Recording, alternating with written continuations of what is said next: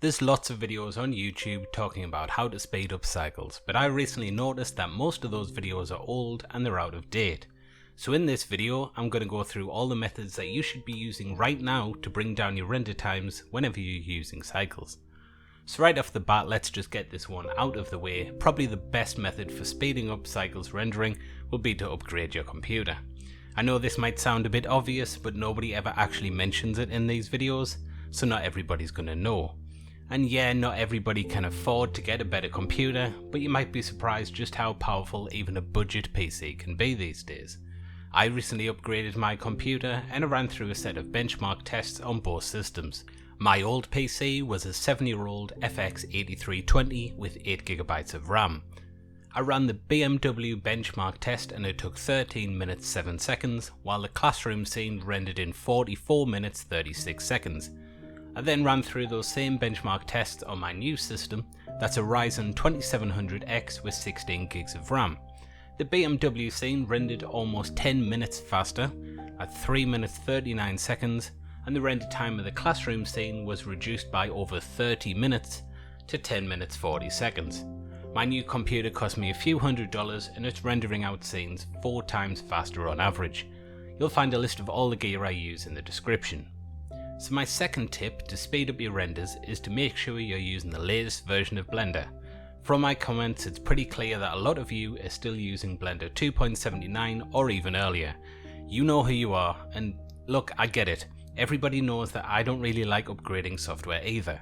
I uploaded a video just last month using a 10-year-old copy of Photoshop, but when it comes to Blender, there's some really big advantages that come with upgrading, especially if you want to reduce your render times. I ran through that same BMW benchmark test again on my new computer, but this time I used an old version of Blender 2.79. The render time increased by almost a minute, from 3 minutes 39 seconds to 4 minutes 33 seconds. Other benchmark tests showed a pretty similar pattern of results, with the older versions of Blender consistently rendering about 20 to 25% slower, so do yourself a favour and pick up one of the latest builds of Blender. Another benefit that you'll get from upgrading Blender is the ability to use adaptive sampling. That's a new feature that's coming included with Blender 2.83, and it allows you to speed up cycles rendering pretty significantly without actually impacting on the quality very much. You enable it by selecting the adaptive sampling checkbox, which you find under the sample settings, and what it basically does is it instructs Blender to use a lower number of samples on the areas with less noise. So you get a nice clean image across the render, but you don't have to waste any samples on low noise areas. For instance, the floor on this BMW scene isn't really very noisy, so it doesn't require as many samples as other areas of the scene. With adaptive sampling enabled, the rendering time on this scene is cut in half, from about 3 minutes 39 to 1 minute 52 seconds, so it makes a big difference and you cannot notice a change in the quality. Tip number 4 is to use denoising. The less noise you have in your renders, the less samples you'll need in order to get a nice clean image, which will bring down your render times. Rather than using a huge number of samples to get a clean image, you can just remove all that noise later on using a denoiser. Blender has the old inbuilt denoiser, but it does have some issues. You have to enable it before the render starts. The effect gets baked into the image, so you can't remove it later on, and it can cause some pretty horrible artifacts. I suggest you turn that denoiser off and instead use the Intel Open Denoiser. To use that denoiser, you just enable denoising data in the Layer Properties tab before you start the render. Once your render is finished, go to the compositor, add in the denoising node and connect it up. As long as your image isn't horribly, ridiculously noisy, it usually does a really good job of cleaning up the renders and making them look like they have a lot more samples than they actually do.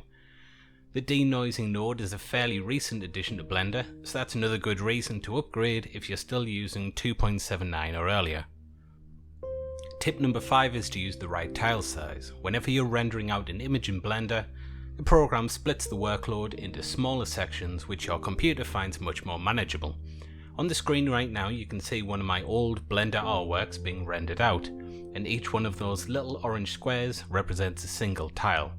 CPUs are designed to do complex tasks very fast, So if you're rendering on a CPU, you're going to want to use smaller tile sizes. Graphics cards, on the other hand, they're designed to render out an entire frame at once, several times a second. So if you're rendering on a GPU, you're going to want to use larger tile sizes. Now most people will tell you that 32 pixels by 32 pixels is best for CPU rendering, and 256 by 256 is best for the GPU. However, it isn't quite that simple. The best tile size for you to use will actually depend on your specific hardware and the specific scene you're rendering.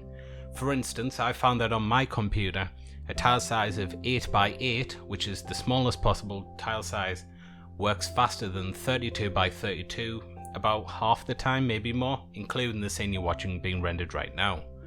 If you don't want to mess around with tile sizes, there is a good plugin for Blender called Auto Tile Size. It does exactly what you would expect a program called Auto Tile Size to do. It comes pre-bundled with Blender, so you don't need to download it, you can just enable it by going to the add-on preferences menu. Tip number 6 to speed up cycles rendering is to clamp your lighting. You'll find this option under a drop down called Light Paths, and that's in the Render Properties tab. Clamping lights will essentially reduce the brightness of fireflies and noise in your renders, making them less visible. And as we said earlier on, less noise in the scene means you can use less samples for faster rendering. Direct lights don't generally cause much of an issue, so you don't really have to worry about those. I wouldn't touch that number at all most of the time. But it can be really helpful if you clamp the indirect lighting a little bit. If you set that number to 0, the clamp will have no effect at all. By default it's set to 10. What I usually do is just bring the number down by about 0.5 at a time until I get a good level. Clamping lights does make your scene a little bit darker, so you do want to proceed with caution and move it a little bit at a time. Tip number 7 is to render on your GPU if you can. Not everyone has a compatible graphics card with Blender, but if you do, you should be using it. Graphics cards are made to render images, it's what they're designed to do and they do it very well. Even a mid-levels graphics card will often beat anything but the fastest CPUs in terms of raw render performance in Blender.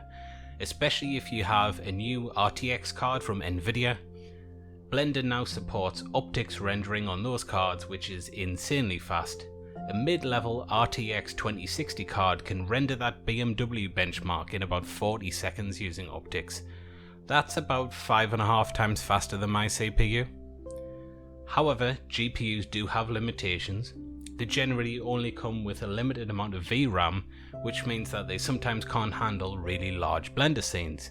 So if you're rendering out a scene that has lots of objects, really dense meshes or high resolution textures, you might not be able to render on your GPU. Most of the time though, it isn't a problem. Tip number 8 is to bake any complex node systems to a texture map. Whenever you add a node into a material shader tree, you're adding another chunk of calculations for Blender to work out while it's rendering.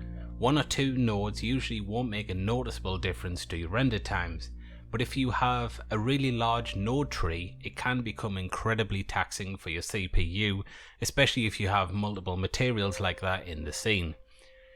You can reduce the burden on your computer by taking that procedural texture and baking it into a single diffuse texture map. The downside of this method is that the material will no longer be procedural, so you'll have to make sure that you're happy with the final material before you bake it into an image.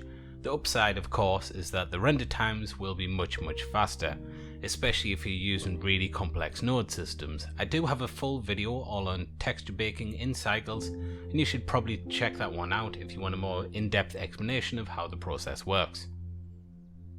So those are all the techniques that I primarily focus on when I'm trying to bring down the time that my render is going to take using Cycles. This isn't a comprehensive list. There are other techniques that you can use to reduce your render times even further.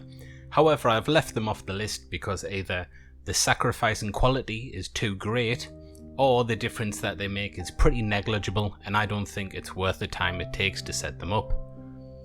If you're interested in reducing render times when using the EV real-time renderer, I already have a video on that. I'll leave that linked in the description. You might want to check that one out next.